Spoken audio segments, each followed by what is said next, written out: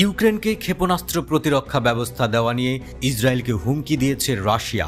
জাতিসংঘে নিযুক্ত রাশিয়ার দূত ভাসিলি নেবেনজিয়া বলেছেন, ইসরায়েল যদি সত্যিই ইউক্রেনকে এই সমরাস্ত্র দেয় তাহলে গুরুতর পরিণতি ভোগ করতে হবে। ইসরায়েলের উপর মহাখ্যাপা রাশিয়া, এবার আর রক্ষা নাই ইসরায়েলের। জাতিসংঘে নিযুক্ত রাশিয়ার দূত ভাসিলি নেবেনজিয়া এক হাত নিয়েছেন ইসরায়েলকে, সাফ জানিয়ে দিয়েছেন ইসরায়েল ইউক্রেনকে আকাশ প্রতিরক্ষা ব্যবস্থা সরবরাহ করলে ইসরায়েল ও রাশিয়ার সম্পর্ক প্রভাবিত হতে পারে।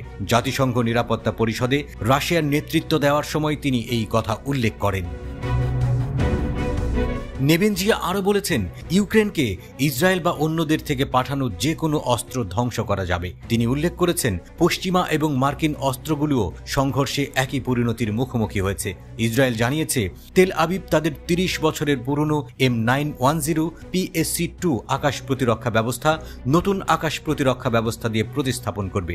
তবে লেবাননের হিজবুল্লাহর সাথে সম্ভাব্য যুদ্ধের উদ্বেগের কারণে এই পুরনো সিস্টেমগুলি এখনও ব্যবহার করা হচ্ছে। ৩০ বছরের বেশি সময় আগে আমেরিকার কাছ থেকে ৮টি প্যাট্রিয়ট ক্ষেপণাস্ত্র প্রতিরক্ষা ব্যবস্থা কিনেছিল ইসরায়েল।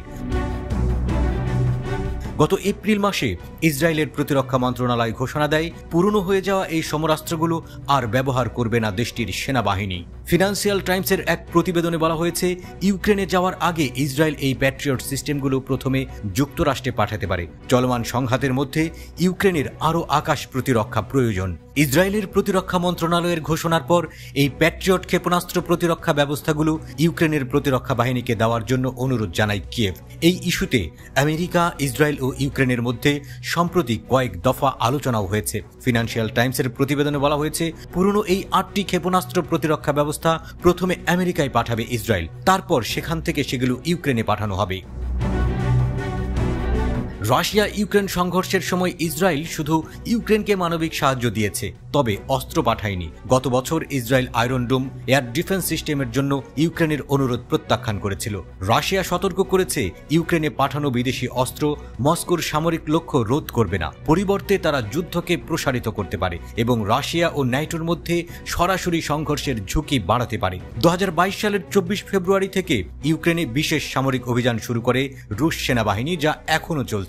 এই অভিযানের শুরু থেকে ইউক্রেনকে সামরিক ও আর্থিক সহায়তা দিয়ে আসছে আমেরিকা ও তার পশ্চিমা মিত্ররা। পাশাপাশি অর্থনৈতিক নিষেধাজ্ঞা জারি সহ রাশিয়ার বিরুদ্ধে বিভিন্ন শাস্তিমূলক পদক্ষেপও নিয়েছে পশ্চিমা বিশ্ব।